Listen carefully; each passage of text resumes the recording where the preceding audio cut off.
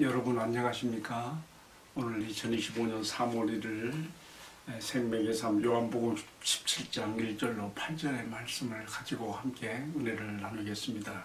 제가 오늘 8구절 가운데 한 구절만 봉독하겠습니다. 3절 영생은 곧 유일하신 참 하나님과 그가 보내신 자 예수 그리스도를 아는 것입니다. 아멘. 오늘 2025년 3월 1일인데요. 우리가 1919년 김인현에 있었던 3.1절 대한독립 만세 기념일을 우리가 오늘 또다시 맞았습니다. 그때 모든 국민들이 한 마음으로 외쳤던 나라 사랑의 마음이 지금은 대통령 탄핵 시국을 맞아서 정말 많이 갈라져 있습니다. 탄핵 찬성과 반대, 극렬하게 대립하고 있는 우리 현실이 참 마음이 아픕니다. 저는 오늘 아침 해 뜨는 시간에 맞춰서 아파트 유리창에 큰 대형 태극기를 붙였고 또 실외에 고착되어 있는 국기봉에 또 이렇게 태극기를 달았는데요. 태극기를 달면서 아파트 주변을 보니까 태극기 우리 아파트가 400세대인데 하나도 안 보여요. 마음이 참 씁쓸하더라고요. 요즘에 탄핵 시국을 맞아서 너무 과격한 행동을 보이는 그 구구단체 태극기 부대 영향인지는 모르겠습니다만은 사람들이 태극기 부대로 오해할까봐 그러는지 태극기 붙이는 그런 개양한 집들이 없어서 좀 아쉬운 마음이 있습니다. 그런 걸 다 초월해서 나라 사랑하는 마음으로 우리가 오늘 뜻깊은 3.1절을 맞았는데 태극기를 달아야 되겠지요. 일제 36년 치하 아래서 정말 온 민족이 하나 되어서 일제의 총칼을 두려워하지 않고 만세 독립운동을 벌린 것은 대단한 일입니다. 이것 때문에 사실은요 상해에 임시정부가 생기게 되었고 여기서부터 한일 무장투쟁이 시작되며 일본조차도 그동안 우리나라를 헌병들을 앞세운 그런 무자비한 그 무력 통치에서 문민 통치로 바꾸는 그런 계기가 되기도 하지요. 어쨌든 오늘 3월 1일 뜻깊은 날입니다. 저는 오늘 이 3.1절을 맞아서 지금 탄핵 시국으로 나라가 혼란하고 백성들의 마음이 갈라져 있는 이 때를 맞아 정말 주님 앞에 간절히 기도하는 거 하나 있습니다. 어떻게 하면 우리 민족의 마음이 다시 하나로 한 마음으로 뭉칠 수 있을까?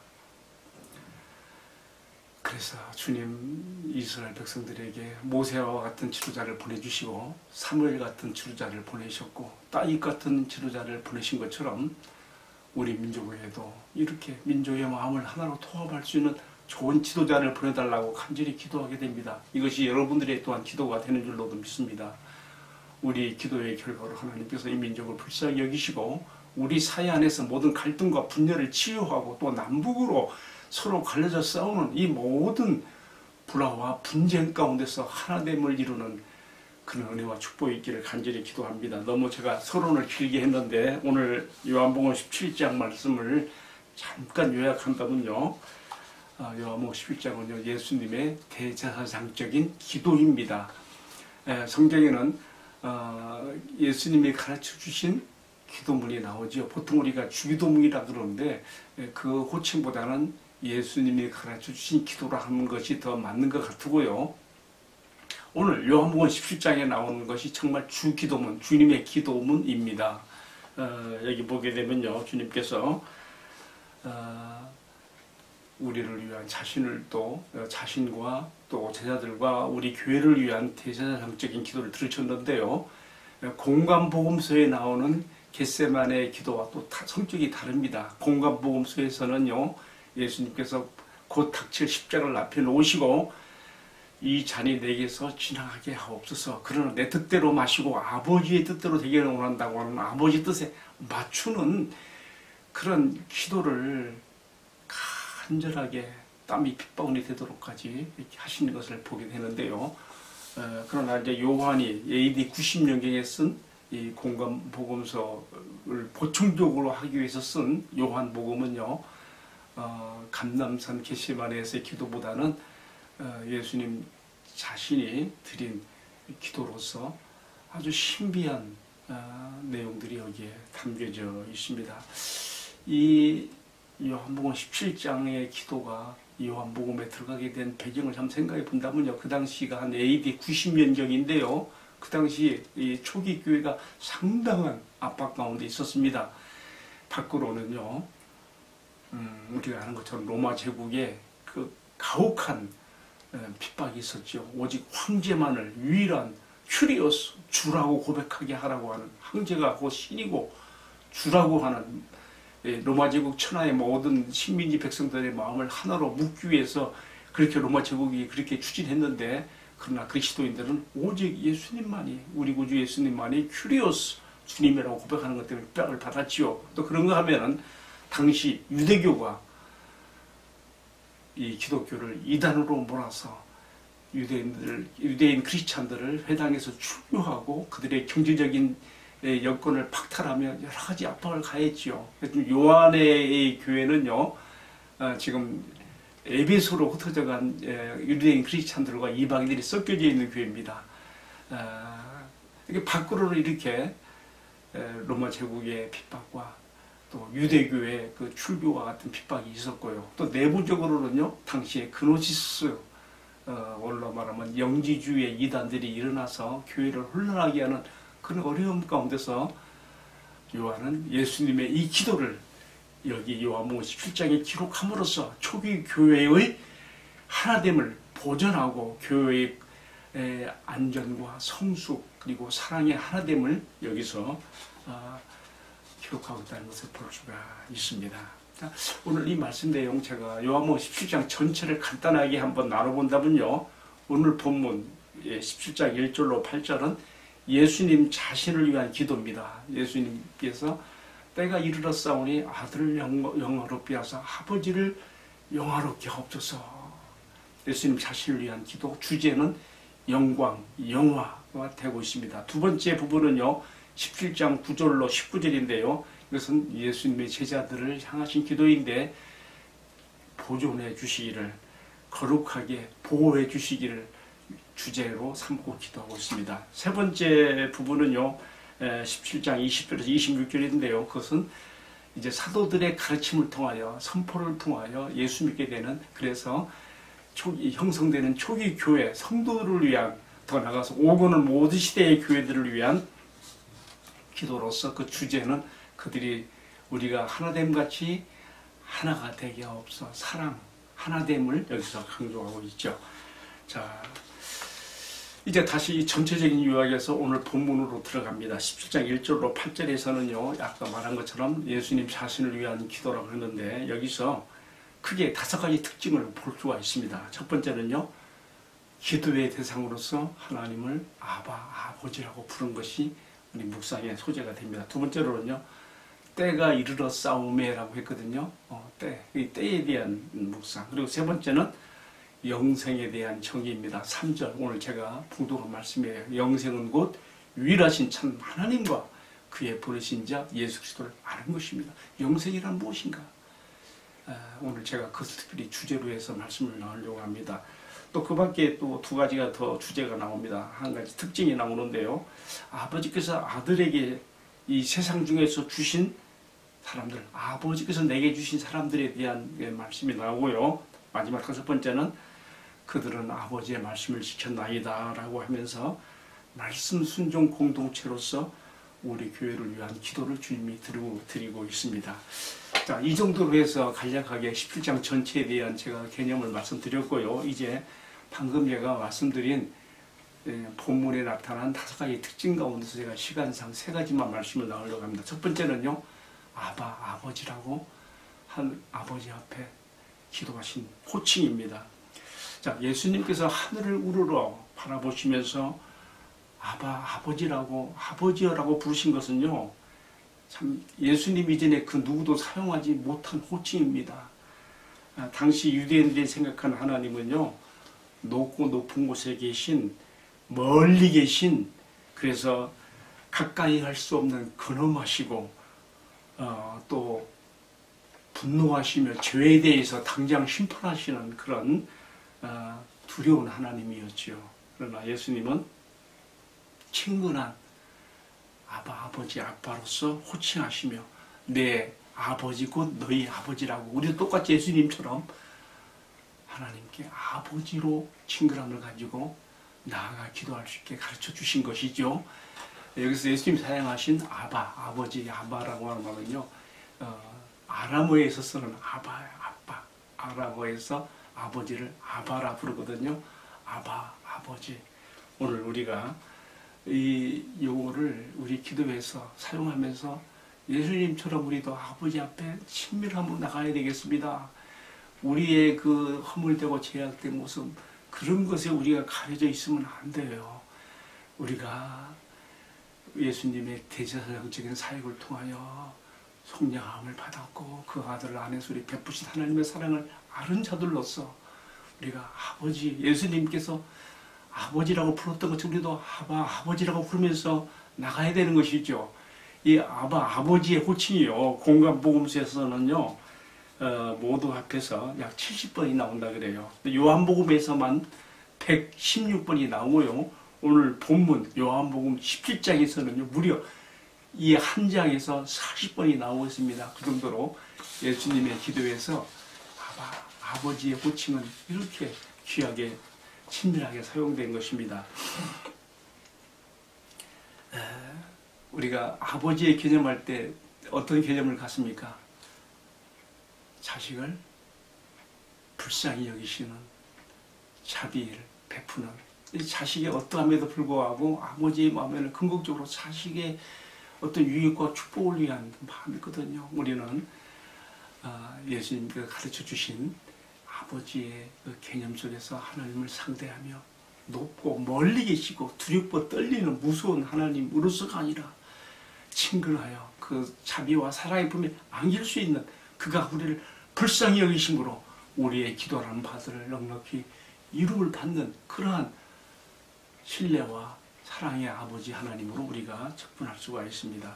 자, 두 번째에 나오는 특징으로서는요, 예수님께서 1절에 때가 이르렀사오니 라고 말씀했습니다. 때가 이르렀사오니 아버지여 아들을 영화롭게 하사 아들로 아버지를 영화롭게 하옵소서. 여기서 말하고 있는 때가 이르렀사오니는요, 무슨 뜻인가 하면요, 이제 곧 임박한 십자가와 부활의 시기가 닥쳐와 있다는 것을 말합니다. 사실 예수님 이 십자가의 죽으심을 앞에 놓으시고 여기 예수님이라고 해서 왜 두려움이 없겠습니까? 그러나 예수님은 기록된 말씀 가운데 자신이 죽은 자 가운데서 자신이 죽음의 세계에 들어가겠지만은 거기서 살아나오실 것을 기록된 말씀 안에서 붙잡고 죽음으로 가시는 것입니다.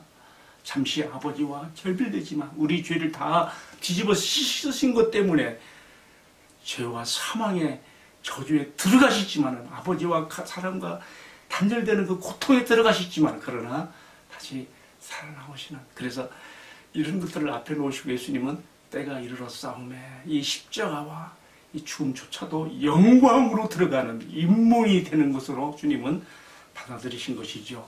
여러분, 우리 영어에서 쓰는 말로 no cross, no crown이라는 말이 있습니다. 십자가 없이는 면류관도 없다. 우리 주님께서 때가 이르렀사오리라는 이 말씀 속에 꼭 임박해 와 있는 십자가의 죽으심이 곧 영광으로 들어가는 인물이 되는 것을 여기서 암시하고 있는 것이죠. 자, 오늘 제가 마지막 말씀을 전하는 것은요, 세 번째 예수님께서 말씀하신 영생에 대한 정의입니다. 영생은 곧 유일하신 참 하나님과 그가 보내신 자 예수 그리스도를 아는 것입니다라고 말씀하셨습니다. 유대인들은요, 하나님을, 야훼 하나님을 믿지만은요, 하나님이 보내신 아들 예수 그리스도를 믿지 않았습니다. 오히려 죽이려 했고 마침내 십자가에 달리 죽기까지 했죠. 여기서 유대교와 기독교가 분리돼요. 유대교는 오직 유일하신 한 하나님만 그들은 생각하고 그들은 그것을 믿기 때문에 아버지께서 하나님, 야훼 하나님께서 보내신 그 아들 예수 그리스도를 받아들이지 않았거든요. 그러나 성경이 가르치는 참 하나님에 대한 지식, 그것은 무엇입니까? 하나님의 보내신 자 그 아들 예수를 통해서, 예수님 그리스도를 통해서 하나님 아버지께 나아가고 아버지를 만나게 되고 아는 바로 이 계시가 가장 놀랍고 영광스러운 찬란한 계시인 것을 가르쳐주고 있습니다. 구약에서는요 부분적인 계시예요. 하나님께 대한 계시가 부분적이란 말이에요. 그래서 히브리서 기자도 말했잖아요. 구약에서는 여러 선지자를 통해서 여러 부분과 여러 부분적으로 말씀하신 하나님께서 마지막 날에 이르라고 신약시대로 들어와 말하는 거지요. 아들로 우리에게 말씀하셨으니 아들을 통해서 자신을 계시해 오신 우리 하나님에 대한 신앙, 지식, 이것이 참 완전한 계시로 나가는 빛이 되는 것이고, 우리가 아버지의 보내신 아들을 통하여 아버지를 만나며 우리도 그 안에 사랑의 품에 안기게 되는 거 아니겠습니까? 예수님께서 지금 영생에 대해서 정의를 내리시면서 유일하신 참 하나님과 그 아들, 그의 보내신 자 그 아들 예수 그리스도를 아는 것입니다라고 했습니다. 여기서 아는 것이라는 말은요, 단순히 머리로 그저 지식적으로 아는 그 알미 아니에요. 성경이 말하는 히브리적 개념의 그 안다고 하는 말은요, 야다라고 하는 히브리어를 쓰는데 헬라어로는 기노스코, 이게 무슨 의미인가 하면 체험적으로 경험적으로 아는 하나님 예수님이에요. 예를 들면 마리아가 천사로부터 아기 예수 수태고지를 들었을 때 내가 사례를 알지 못하니 어찌 내게 이런 일이 있으리요 했을 때 여기서 알지 못하니 이것은 막 기노스코가 썼거든요. 그래서 우리가 영생은 곧 유일하신 참 하나님을 아는 것이며 또 그가 보내신 자 그 아들 예수 그리스도를 아는 것이라 했을 때에 여기에서 우리는 아버지와 아들로 더불어서 우리가 교제에 들어가는 사귐의 축복, 그것이 곧 영생이라는 것을 우리가 여기서 이해할 수가 있는 것이죠. 여러분, 오늘 제가 말씀을 마무리하면서 생각나는 하나 더 있습니다. 요한은 오늘 요한복음 17장 3절에서 영생이란 무엇인가에 대한 정의를 이렇게 썼는데요.